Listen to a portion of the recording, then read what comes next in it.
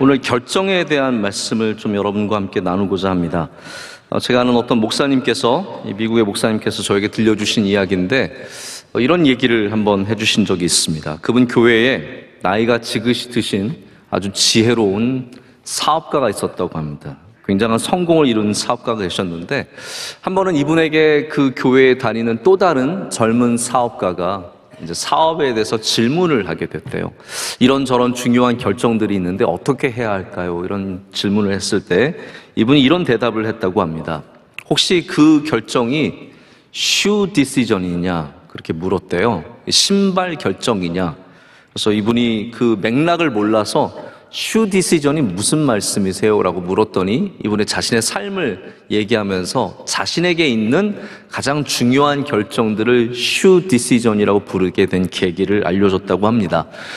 이분은 유대인이었는데 자기가 어렸을 때 독일에 살고 있었을 때 이렇게 어느 날 밤에 갑자기 자기 집에 독일군들이 들어와서 자기 모은 식구들을 다 잡아갔대요.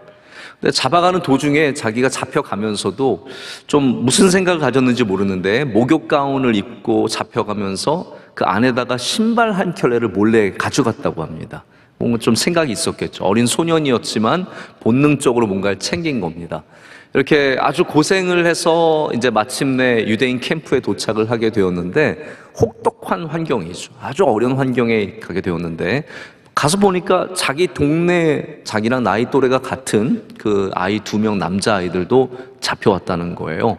근데 문제는 뭐냐면 아주 춥고 어려운 환경이었는데 이 두 소녀는 신발이 없었다고 합니다. 그냥 밤에 잡혀오느라고 정신없이 잡혀온 거예요. 이분이 생각하기를 어린 마음이지만 야, 신발이 누구 한 명에게 있어야 될 텐데 내가 이거 줘야 되는데 누구에게 줘야 하나? 이거가 있으면은 이 겨울을 지낼 수 있을 텐데 이 신발이 없으면 정말 살고 죽을 수 있는 문제인데 내가 이걸 누구에게 줘야 되는지 너무 어려웠다는 거예요. 그래서 밤새도록 기도하고 생각하고 고민하다가 결국은 누구 한 명에게 주게 되었는데 그래서 주고 나서도 너무 마음이 힘들고 어려웠었다는 거예요. 내리기 힘든 결정들, 내리고 나서도 계속해서 마음에 짐이 되는 결정들, 이런 것들을 그분은 그래서 그 다음부터는 사업할 때도 shoe decision, 신발 결정이라고 이름을 짓게 되었다고 합니다. 그래서 하시는 말씀이 만약에 그게 당신에게 shoe decision이라면 진짜 시간을 들이고 공을 들이고 눈물 흘리고 땀 흘리면서 기도하고 결정을 하고, 그렇지 않다면 당신이 내리는 결정 하나님이 은혜 주실 테니까 너무 걱정하지 말고 두려워하지 말고 지혜롭게 정하면 된다라고 이렇게 조언을 했다고 합니다. 여러분, 우리들도 비슷한 일들이 많이 있지 않습니까? 우리 삶에 정말로 중요한 결정들이 때로는 있습니다. 그렇지 않고 또 반대로 중요하긴 하지만 그렇게까지 중요하지 않은 또 결정들도 있고, 또 어떤 것들은 전혀 중요하지 않은 결정들도 있습니다. 여러분들도 오늘 사실은 일종의 결정을 많이 하셨어요. 먼저는 이 코로나가 번져가는 가운데 내가 주일에 교회를 가야 할까 말아야 할까 아침에 고민을 하시다가 결정을 하고 나오신 분들이 분명히 계실 겁니다. 또 그 결정을 하고 못 나오신 분들도 계실 겁니다. 또 어떤 분들은 오늘 2부를 일찍 일어나서 2부를 갈까, 좀 쉬다가 3부를 갈까, 아니면 더 푹 쉬다가 4부를 갈까 생각을 하시고 결정을 하셨을 겁니다. 헌금을 얼마 할까, 옷은 무엇을 입고 갈까, 여러 가지 여러분들이 이미 결정을, 이런 단순한 결정들도 하셨습니다. 그런데 제가 이렇게 면담을 하다 보면 우리의 삶 가운데 정말 무거운 결정들이 있는 것 같습니다. 어떤 집사님들을 만나보면 제가 듣고 나서도 야, 이 결정은 참 어렵겠다. 이거 어떻게 결정을 내실까? 이거를 가나 이거를 가나. 저는 그런 결정을 물어보시면 굉장히 부담스러워요. 물론 저한테 물어보시고 대부분은 본인들 마음대로 하세요. 그러나 물어보는 것 자체가 저에게 굉장히 부담이 되고, 함께 기도드리면서 이분이 지혜로운 결정을 내리셔야 하는데 굉장히 함께 마음이 쓰이기도 합니다. 또 어떤 결정들은 그냥 나쁜 곳에서 좋은 것을 찾아내야 되는 것도 있지만, 또 좋은 결정 가운데 더 좋은 것을 찾기 위해서 내리는 결정들도 있는 것 같습니다. 한 번은 제가 이렇게 교회 예배를 마치고 나가는데 어느 집사님과 따님이 와서 저에게 이렇게 말씀을 하시는 거예요. 이번에 딸이 미국에서 음악을 공부하고 있는데 좋은 곳에서 오퍼를 2군데서 받았다는 거예요. 저는 그런 일을 볼 때마다 하나만 오는 게 복이다 라는 생각을 가질 때가 있습니다. 근데 이 학교도 아주 좋은 오퍼가 왔고 이 학교도 좋은 오퍼가 왔는데 목사님 어디로 가야 할까요? 제가 함께 기도해 드리고 또 집사님 좋은 결정을 내리시기를 제가 기도할게요 이렇게 말씀을 드렸는데 감사하게도 이분이 따님과 함께 좋은 결정을 내려서 그 간 학교가 굉장히 크게 도움이 되고 지금도 좋은 그런 학업을 하고 있다는 얘기를 듣게 되어서 감사한 적이 있습니다. 여러분 그렇습니다. 우리 삶에 다양한 결정들이 있습니다. 복잡한 결정, 좋은 곳에서 더 좋은 것을 선택해야 하는 결정, 어려운 곳에서 그나마 좀 더 나은 것을 선택해야 하는 결정, 수많은 결정의 모습들이 있습니다. 여러분 이 가운데 여러분께서 어떠한 자세로 결정을 내리고 계십니까? 오늘 본문 말씀은 오늘 우리가 이 말씀을 통해서 누리게 되기를 원하는 은혜는 바로 우리가 중요한 결정을 할 때마다 하나님의 은혜를 구하고 하나님의 인도하심을 구해서 하나님이 기뻐하시는 결정을 내리는 것이 되는 것입니다. 전 그래서 오늘 이 말씀을 통해서 여러분에게 결정의 중요한 영적인 자세 몇 가지를 함께 얘기를 나누고자 합니다.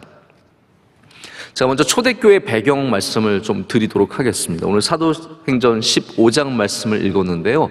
이 말씀은 우리가 보통 예루살렘 공의회라고 부르는 그러한 내용이 들어있는 말씀입니다. 초대교회는 교회는 번성하고 있었지만 아직 시스템은 없었습니다. 어떤 명확한 신학도 없었고 조직도 없었습니다. 여기 공의회라고 하는 리더들의 모임은 있었지만 그 외의 모든 것들은 굉장히 느슨하게 자리를 잡고 있어서 그냥 성령의 역사하심, 기적들, 말씀들, 교회가 세워지는 역동성만 있었지, 그래서 사실은 역동성 있는 곳에 가보면 조직이 느슨한 곳이 오히려 굉장히 많아요. 조직이 단단해질수록 더 이 구조가 생길수록 역동성이 떨어지는 것을 굉장히 많이 보게 되거든요. 그래서 초대교회는 역동성은 있었고 조직은 느슨했던 특징이 있습니다. 그 가운데 여러 가지 신학의 문제들이 어려움을 주게 되었는데 그 중에 대표적으로 바로 15장에서 다루게 되는 이방인을 향한 복음의 문제, 이것이 가장 큰 도전이 되었습니다. 유대인들은 평소에 예수님 이제 승천하시고 나서 교회를 세운 다음에 어떻게 전도했냐면 회당에 가서 유대인들에게 복음을 전했어요. 왜냐하면 예수님의 유대적인 컨텍스트 안에 계시기 때문에 성경의 말씀, 바로 구약 성경의 말씀을 통해서 예수님께서 예언되신 메시아임을 증거하고 하나님의 말씀이 예수 그리스도에서 완성되는 이것을 전하려면 유대인이 아니면 알아듣기가 힘든 거죠. 그래서 유대인에게 이 말씀을 전했는데 나중에 바울과 바나바가 이제 사도행전 12장부터 14장까지가 1차 선교 여행이라고 부르는 선교 여행입니다. 이 여정을 다니면서 굉장히 다른 것을 경험해요. 왜냐하면 유대인의 회당에 가서는 핍박을 받고 막 쫓겨나고 돌에 맞고 어려움을 당했는데 그 다음에 14장 마지막 절에 뭐라고 고백을 하냐 하면 이방인들에게는 복음이 전해지는 놀라운 기이한 일을 만나게 됐다는 것을 고백하게 됩니다. 여러분 얼마나 흥분했겠습니까? 유대인들은 복음을 받아들이지 않는데 이방인들은 복음을 받아들이는 거예요. 그래서 믿음의 문이 열렸다라고 고백을 합니다. 근데 여기에 또 하나의 문제가 발생하죠. 이방인들은 유대인들의 율법을 전혀 모르는 사람들이고 지키지 않는 사람이에요. 근데 유대에서 오늘 이 편지, 우리가 방금 읽은 본문 말씀은 이방인들에게 보내는 예루살렘 공의회의 공식 편지입니다. 이렇게 결론을 내렸다라고 편지를 보내줘서 가르쳐 주는 거예요. 이분들이 말하기를 우리가 보내지도 않은 유대 사람들이 교회를 다니면서 한마디로 완장찬 거예요. 우리가 교회의 원조고 우리가 다 알고 있으니까 우리 말대로 하지 않으면 안 돼. 완장을 차고 간 다음에 하는 말이 너희가 할례를 받지 아니하면 구원을 받을 수 없다라고 한 거죠. 이 말은 다른 말로 말하자면 유대인이 되지 않으면 너에게 구원이 없다라고 말한 겁니다.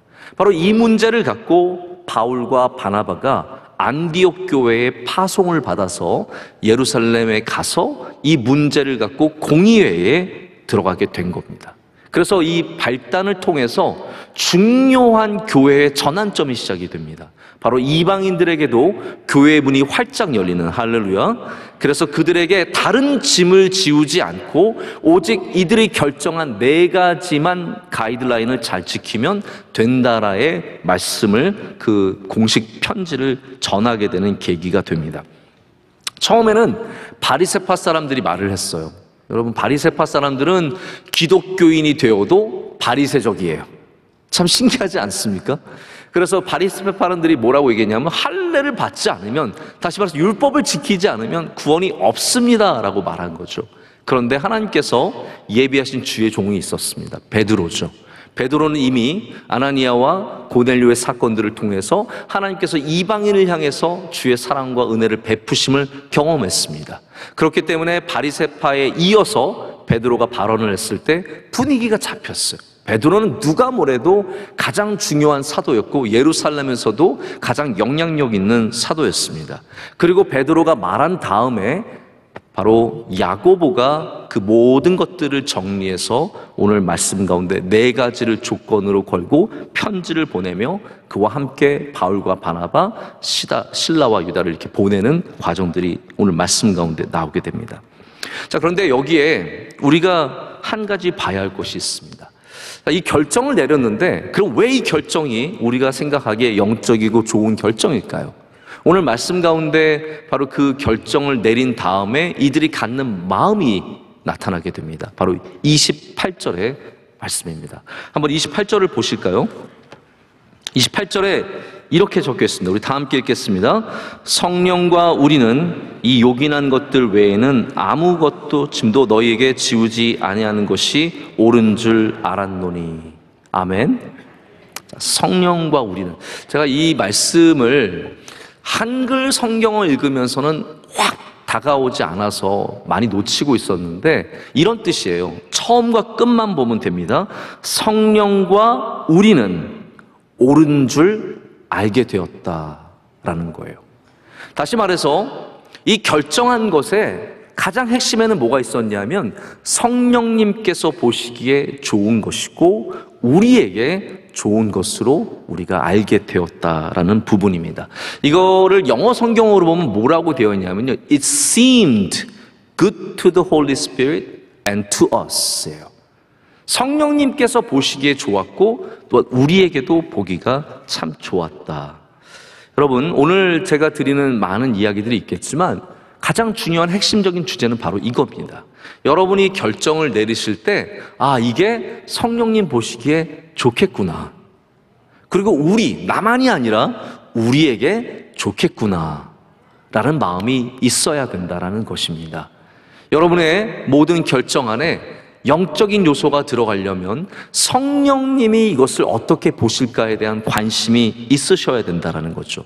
또한 여러분이 결정을 하는 모든 순간에 나 혼자 외롭게 사투하지 마시고 바로 하나님께서 여러분을 도우실 수 있도록 여러분의 귀를 열고 마음을 열고 하나님께 귀를 기울이고 하나님께 기도하며 나아가시는 저와 여러분이 되기를 간절히 소망합니다. 성경에는 참 어려운 결정들을 내린 이야기들이 많이 담겨 있습니다. 정말 이걸 어떻게 이런 결정을 할 수 있었지? 라합이 어떻게 여리고성을 열어주면서 도와주는 사람이 될 수, 그런 결정 어떻게 할 수 있었지? 우리는 수많은 그런 일들을 보게 됩니다. 제가 많은 것들을 생각해 봤는데 그 중에서 룻이 참 이렇게 마음에 다가오더라고요. 룻의 상황을 여러분 한번 생각해 보십시오. 룻은 시집을 잘 갔습니다. 그런데 안타깝게도 남편이 일찍 죽고 맙니다. 아이도 없이 죽었습니다. 그의 시아주버님도 죽었습니다. 그리고 시아버지도 죽었습니다. 이제 남아있는 거는 시어머니와 동서밖에 없는데 문제는 시어머니는 외국 사람이에요. 이스라엘 사람이에요. 그래서 시어머니가 이제 고향으로 돌아가겠다고 합니다. 자, 여러분이라면 이런 상황에서 어떠한 결정을 내리시겠어요? 이게 몇 날 며칠을 고민한다고 해서 쉬운 결정이 내려지겠습니까? 여러분의 인생이 여기에 달려 있는데, 야, 내가 젊은데 내가 시어머니 따라서, 만약에 이거를 네이버 고민란에 올렸다고 생각해 보세요. 저에게 고민이 있습니다. 제가 결혼한 지 2년 됐는데 남편이 그만 일찍 세상을 떠났고 우리는 아이도 없습니다. 근데 우리 아주버님도 돌아가셨고 우리 시아버지도 돌아가셨는데 우리 어머니는 외국분이세요. 근데 외국분이신데 고향이 그립다고 가신다고 합니다. 제가 따라가야 할까요? 말아야 할까요? 여러분, 그 고민에 사람들이 지혜를 갖고 뭐라고 얘기하겠습니까? 네가 나이가 몇 살이고 앞날이 얼마나 창창한데 반대요. 그럼 그 밑에 찬성이요, 반대요, 찬성이요. 대부분은 가지 말라고 했을 거예요. 그런데 세상의 기준으로 보면은 룻은 안 가는 것이 마땅합니다. 자기 동네 살아야죠. 젊은데 아이도 없는데 새 출발해야죠. 당연한 거죠. 그런데 룻은 그의 어머니에게, 시어머니에게 햇새들을 베풀기로 작정합니다. 결심합니다. 결정했습니다. 그리고 그 결정한 마음이 올라가는 도중에도 흔들리지 않았습니다. 어머니가 다시 돌아가라. 그래도 그 결정이 흔들리지 않았다라는 거죠. 그래서 하나님께서는 이 결정을 기뻐하셨어요. 그래서 하나님께서 많은 사람들이 있지만 룻을 통해서 다윗의 가문을 예비해 주셨습니다. 룻에게 기쁨을 주셨고 회복되는 은혜를 주셨고 그리고 위로해 주시는 은혜를 만나게 되는 것을 보게 됩니다. 여러분, 결정은 그래서 절대로 쉽지 않습니다. 우리가 생각대로 결정하는 것, 그것이 맞는 것 같지만 그것이 결코 우리의 삶을 바른 길로 인도해 준다는 보장이 없기 때문이죠. 우리 대부분의 결정이 어려운 이유는 사실은 모든 결정들은 감정적이기 때문입니다. 제가 보면 사람들이 오해를 하는 것 같아요. 결정을 논리적으로 내린다고 생각하는데 사실 여러분, 우리가 내리는 모든 결정은 논리적으로 내리는 게 아닙니다. 대부분은 감정적으로 내리는 거예요. 그래서 이거와 이거를 이렇게 놓고 어느 게 더 좋은 것인가 따져서 산다고 생각하지만 아니에요. 여러분, 물건 살 때도 그렇습니다. 가성비가 좋은 거, 이거는 가격에 비해서 물건이 너무 좋습니다. 그런데 우리는 거기에 마음이 안 가요. 그냥 예뻐 보이는 이게 더 좋은 거예요. 이게 2배나 더 비싸고 기능이 더 좋은 것도 아니에요. 그런데 우리는 감정적으로 소비하기 때문에 논리적으로 접근하는 법이 별로 없습니다. 대부분은 다 감정적으로 접근하게 되어 있습니다. 물건을 살 때도 그렇고요.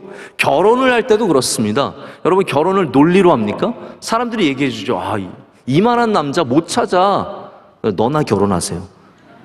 저는 싫어요. 이만한 남자 없어. 아무리 얘기를 해줘도 그게 논리적으로 다가오지 않아요. 왜냐하면 우리 사람들은 논리보다 더 중요한 감정이라는 게 있기 때문이에요. 여러분, 우리가 예수님을 믿은 것도 논리적으로 믿은 게 아닙니다. 논리는 도움이 돼요. 우리가 예수님에 대한 성경의 말씀들, 이런 것들, 신학적인 내용들 도움이 되지만 사실은 우리가 예수님 믿는 것도 우리의 마음이, 예수님을 향한 마음이 있기 때문 아니겠습니까? 그래서 결정에는 이 마음의 요소가 참 중요하게 역할을 하기 때문에 이것을 배제하고 결정을 내리는 것은 참 어렵습니다. 만약에 예루살렘 공의회가 감정적으로만 흘렀다고 생각을 해보시길 바랍니다.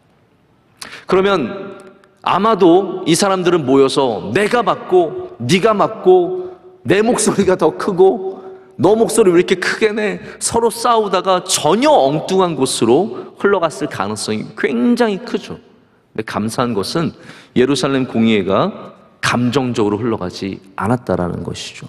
왜 그랬습니까? 바로 여기에는 중요한 원리들이 있습니다. 자, 우리가 성령님이 보시기에 좋은 것, 우리 또 모두에게 좋은 그런 결정을 내리기 위해서 가져야 하는 첫 번째 발걸음이 뭐냐면 바로 잘 듣는 것입니다. 잘 듣는 것.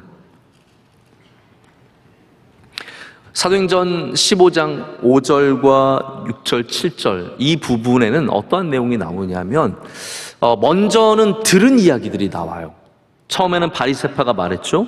그리고 나서는 사도들과 장로들이 이 일을 의논하기 위해서 모여서 많은 변론을 했다라고 성경은 기록하고 있습니다. 그러니까 이 공의회가 몇 사람의 중요한 결정권자들이 모여서 그냥 우리끼리 회의해서 만들어낸 것이 아니라는 거예요. 야고보 혼자서 이것을 결정한 게 절대로 아닙니다. 바리새파, 할례를 주장하는 사람들의 이야기를 들었고요, 사도들의 이야기를 들었고, 사도들이 어떤 사람입니까? 현장에 있는 사람들, 현장에서 이방인들을 만나봤고 그들에게 복음을 전했던 사람들의 이야기를 들었고, 장로들, 여기 나오는 장로들은요 목회자들을 말합니다. 바로 목회를 하는 사람들의 이야기를 통해서 사람들의 많은 이야기를 들었습니다. 사실 이게 며칠이 걸렸는지 우린 정확하게 알 수 없어요. 얼마나 오랜 시간이 걸렸는지 알 수 없습니다. 사람이 마음이 급해지면요, 이 며칠 걸리고 몇 달 걸리는 일들이 감당할 수 없을 정도로 힘듭니다. 빨리 결정을 내기 위해서 중요한 이 듣는 과정들, 여기에 좀 머물러 있는 과정 없이 우리는 빨리 결론에 이르기를 원하는 거예요. 하나님 빨리 가르쳐 주세요. 저 이거 그냥 빨리 넘어가고 싶어요.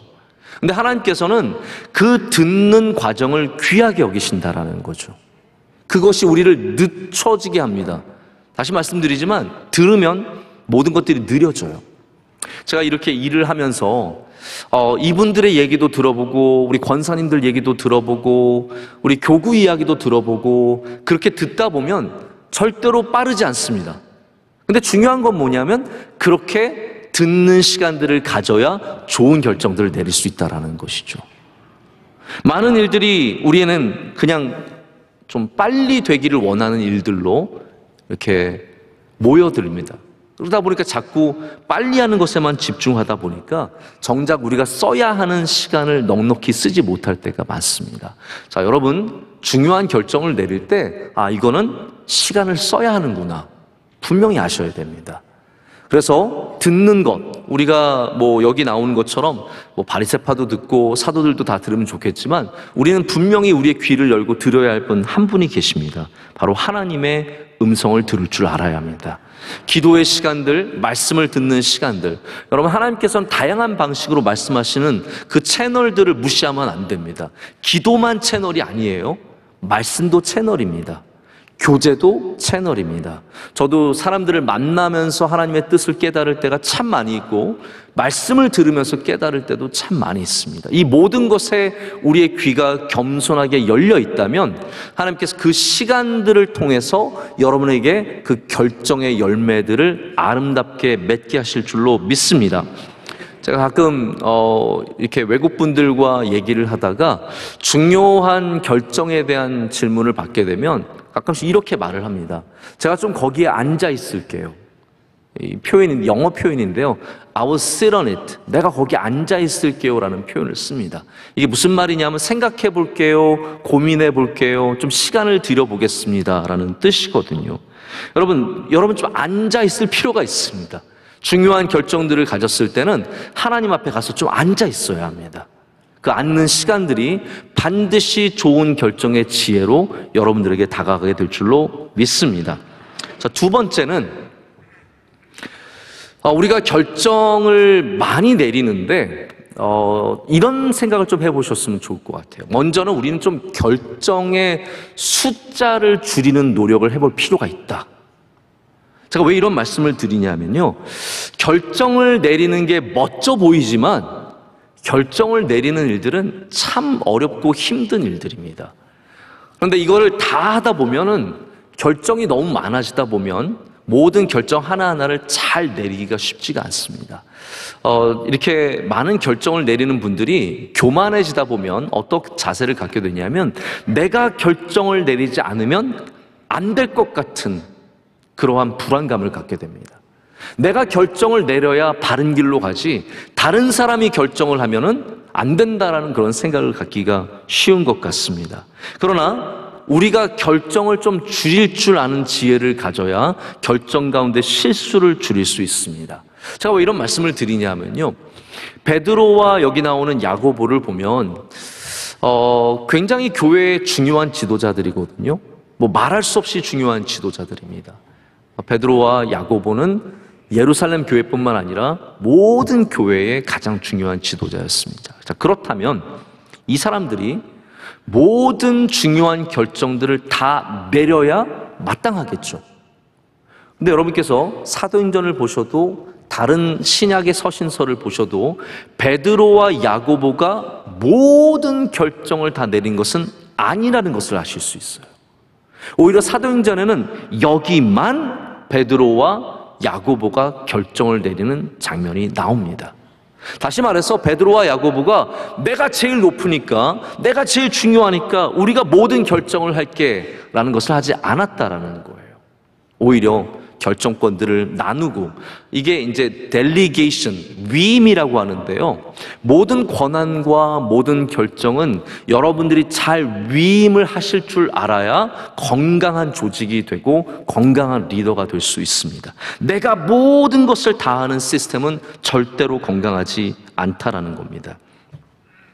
저도 명성교회를 섬기다 보니까 매일같이 참 많은 결정들을 내려야 하는 일들을 만나게 됩니다. 뭐 아침에 사무실에 가면은 이미 벌써 서류가 수십 장 쌓여 있을 때가 참 많습니다. 그 가운데는 제가 결정을 내리면은 지원을 받게 되고 제가 거부하면 지원을 받지 못하게 되는 그런 일들도 너무 많이 있어요. 저는 그것 자체가 저에게 너무 큰 부담이에요.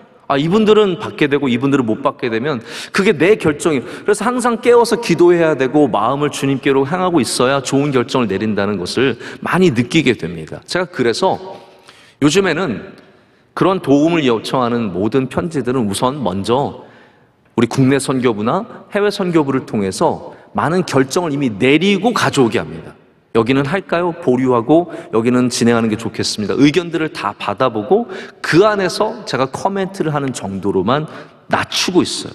왜냐하면 그렇지 않으면 제가 다 좋은 결정을 내릴 수 없고 그 결정 하나하나 하는 것이 너무나 저에게 큰 짐이 되기 때문입니다. 그래서 좋은 리더가 되려면 사실은 델리게이션, 위임을 잘해야 되고 나눌 줄 알아야 되고 결정의 숫자도 줄일 줄 알아야 된다는 것이죠. 극단적인 예를 들자면 스티브 잡스 같은 사람이 그런 일들을 아주 탁월하게 잘하는 사람입니다. 여러분 스티브 잡스 아시죠? 네, 애플의 창업자인 스티브 잡스 돌아가신 지 벌써 한참 됐는데 이분은 늘 옷을 어떻게 입었냐면요, 위에는 짙은 회색의 티셔츠, 그리고 아래는 청바지, 그리고 신발 하나, 딱 뉴발란스라고 하는 신발, 그것만 늘 입고 있었어요. 왜 그렇게 했느냐? 많은 사람들이 궁금해했죠. 왜 이분은 옷을 안 갈아입어? 근데 집에 가면 그 회색 옷이 100개 있어요. 청바지가 수십 개 있고 똑같은 신발이 수십 개 있어요. 이걸 왜 그렇게 했냐면 애플이라고 하는 회사에 결정을 내려야 하는 것이 얼마나 많겠어요. 그러니까 이분은 결정의 숫자를 줄이는 것이 자기를 관리할 수 있는 유일한 방식인 거예요. 그렇다면 나는 옷을 입는 고민을 하지 않겠다는 거예요. 아침에 뭘 입을까? 여러분들도 주일날 오늘 오시면서 고민하셨죠? 뭘 입을까? 주일날 입는 옷을 그냥 딱 정해놓으세요. 나는 주일날은 이것만 입고 가겠다. 그러면 돈도 아끼고, 물론 그거를 10벌 가지겠다는 욕심을 버리시고 돈도 아끼고 시간도 아끼고 고민도 안 할 수 있거든요. 저도 이 가운이 있어서 얼마나 마음이 편한지 모릅니다. 그냥 주일날은 이 가운 안으로 들어가 버리면 되니까 특별한 고민이 없는 거죠. 이 결정의 숫자를 줄이는 것이 여러분의 정신적인 건강과 영적인 건강에 굉장히 중요한 일입니다. 제가 요즘에 월요일 날 이제 쉬는 날이거든요. 월요일 날은 제가 가정과 함께 보내기로 저희 가정에게 약속한 날이라서 저는 약속을 절대로 안 잡는데요. 월요일 날 이제 아내와 데이트를 하게 되면 제가 요즘에 아내한테 꼭 그렇게 얘기를 해요. 여보, 제가 저희 아내도 꼭 그러는데 여보라고 부를 때 제가 여러분이라고 부르거든요. 여러분, 죄송합니다. 여보, 월요일은 당신이 모든 결정을 하세요. 저는 월요일은 결정하고 싶지 않아요. 제가 화요일부터 얼마나 많은 결정을 해야 되는데 월요일은 당신이 다 결정하세요. 저희 아내가 물어보세요. 오늘 점심은 어디를 갈까요? 우리 야외에 한번 나갈까요? 제가 아니 그건 아니고 그냥 집에서 먹자. 네. 결정은 당신이 하는데 코멘트는 내가 할게. 그럼 점심에 뭐 먹을까요? 당신이 제발 결정. 난 너무 힘들어. 뭐 먹는 거 제발 묻지 마. 당신이 결정해. 우리 짜장면 그거는 말고. 아무튼 결정을 저희 아내한테 맡겨놓으니까 얼마나 마음이 편한지 몰라요. 한마디 말은 할 수 있잖아요. 여러분, 사람이 그래도 내가 먹고 싶은 게 있고 안 먹고 싶은 게 있는데 말은 할 수 있지만 결정은 저희 아내가. 여러분, 너무 많은 것들을 다 결정하려고 하지 마십시오. 그것이 우리가 하나님의 자리까지 가게 되는 교만함을 갖게 됩니다. 내가 다 결정하는 것, 나의 삶이 내가 결정하는 대로 가야 하는 것, 그렇지 않습니다. 하나님이 주시는 것으로 가도 우리는 충분히 살아갈 수 있습니다. 우리 명성교회가 우리가 결정해서 여기까지 온 게 아닙니다. 하나님께서 이 교회를 명일동에 세우게 하셨고 여기에 터를 잡게 하셨고, 이 모든 것들이 하나님이 주신 결정이에요. 우리가 내린 결정보다 하나님이 주신 결정들이 훨씬 많이 있었는데 우리가 결정하지 않아도 잘 되어 왔습니다. 그렇다면 우리 삶도 마찬가지 아니겠습니까? 내가 결정하지 않아도 하나님이 나를 선하게 인도하신다는 믿음을 가진다면 우린 그 믿음으로 모든 곳에서 하나님께 맡길 수 있는 주님의 자녀들이 될 줄로 믿습니다. 한 가지만 제가 더 말씀을 드리고자 합니다. 세 번째인데요, 성령님이 또 성령님과 우리에게 좋은 것이 되는 것, 바로 보시기에 좋은 것이 되기 위해서 우리가 하는 영적 자세는 하나님에게 좋은 길이 있다는 것을 믿는 믿음입니다. 하나님에게는 좋은 길이 있다. 여러분, 모든 곳에는 길이 있습니다. 특별히 하나님께서는 스스로를 드러내실 때 길을 만드시는 분으로 성경에서 드러내십니다. 하나님은 길을 만드시고 지금도 우리가 알 수 없는 길들을 창조하시는 분들입니다. 근데 오늘 말씀을 보면은 야고보와 베드로가 굉장히 지혜로운 사람임을 알 수 있습니다. 보통 대부분의 문제는 뭐냐면 양자택일로 가기 쉽습니다. 이거예요. 다시 말하자면 이 15장 내용은 뭐로 결론 질 수 있냐면, 이방인에게 복음을 전할까요 말까요? 이거예요. 그러면 전해야 합니까 말아야 합니까? 전해야 합니다. 말아야 합니다. 한 가지로 가게 되면 다른 쪽 사람들은 패배자가 되고, 그리고 다른 쪽 사람들은 나쁜 사람이 되기 쉬운 것이거든요.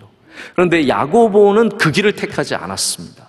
우리에게 있는 이 제한적인 근시안적인 문제 속에서는 항상 양자택일이 되기가 쉬운 것 같아요. 사귈까요 말까요? 살까요 헤어질까요? 이 직장 다닐까요 그만둘까요? 이 학교일까요 저 학교일까요? 굉장히 양자택일로 제한적으로 갈 때가 많은데 야고보는 그렇게 가지 않았습니다. 야고보는 어떻게 갔냐 하면, 이방인에게 복음의 길이 열려야 하는 것은 성경적이다. 그런데 여기 제3의 길이 있다. 우리가 할례는 요구하지 말자. 하지만 지켜야 할 것은 지켜야 한다. 그렇다면 뭘 지켜야 할까? 여기 우상 숭배와 음행과 목매인 것과 피를 멀리하는 이 네 가지 중요한 식생활과 우리 삶의 중요한 네 가지 가이드라인은 주되 나머지는 짐을 지우지 말자. 다시 말해서 야고보는요, 이쪽 저쪽을 택한 것이 아니라 하나님의 길을 택한 것입니다. 이게 참 중요한 얘기인 것 같습니다. 우리 앞에 바다가 있고 뒤에 애굽이 있으면 바다에서 죽을까요? 애굽군과 싸우다 죽을까요? 우린 이것밖에 안 보이거든요. 근데 하나님께서는 거기에서 바다의 길을 내어주시잖아요. 우리가 양자택이라는 문제 속에 있다 보면은 하나님이 더 좋은 길을 갖고 계시다는 사실을 잊을 때가 많아요. 여러분, 하나님에게는 길이 있습니다. 그걸 믿으시기를 축복합니다. 야고보는 그 길을 찾아낸 사람이죠. 하나님이 주신 지혜로 말미암아 누군가를 배제하고 배척하는 것이 아니라 하나님의 길을 찾았다는 겁니다. 여러분, 때로 우리에게 정말 중요한 문제들이 이렇게 다가올 때가 많습니다. 이거 아니면 저거. 그때 기도하면 하나님께서 그것보다 더 뛰어난 지혜를 주실 줄로 믿습니다.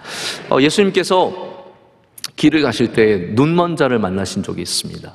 그때 제자들이 이거예요 저거예요 라고 물었죠. 예수님, 이 사람이 눈이 먼 것이 이 사람의 죄입니까?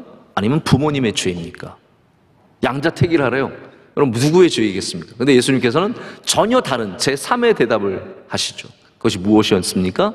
이거는 이 사람의 죄도 아니고 부모의 죄도 아니라 하나님의 영광을 나타내기 위한 일이다라고 말씀하셨습니다. 그것이 바로 예수님이 보여주시는 제3의 길, 바로 복음의 길, 그리고 하나님의 길이라는 것을 우리는 성경을 통해서 보게 됩니다. 여러분에게 그러한 지혜가 있으시기를 축복합니다. 제3의 길, 예수님의 길, 성령의 길을 택할 수 있는 사람들이 되어야 합니다. 말씀을 맺겠습니다. 저는 오늘 이 말씀이 여러분에게 자동적으로 좋은 결정을 하게 되는 힘이 있을 거라고까지는 생각하지 않습니다, 솔직히. 그러나 사도행전 15장은 정말로 중요한 결정이었고, 이 안에 바로 이렇게 성령께서 기뻐하시는 일이 있었다는 것이 우리가 반드시 알아야 하는 말씀이기 때문에 이 말씀을 들고 나왔습니다. 여러분, 그렇기 때문에 여기에 있는 영적인 자세들을 꼭 생각해 보시기를 축복합니다. 이 영적인 자세들, 바로 듣는 귀한 시간을 하나님께 드리고, 그리고 우리의 결정의 숫자들을 줄여나가서 내가 모든 것을 결정하는 사람이 되지 않는 것과, 그리고 하나님에게 더 좋은 길이 있다라는 것을 믿는 그 자세를 잃지 않는다면 우리도 하나님이 기뻐하시는, 성령께서 보시기에 좋은, 그리고 우리 모두에게 좋은 결정들을 내리는 주님의 백성들이 될 줄로 믿습니다.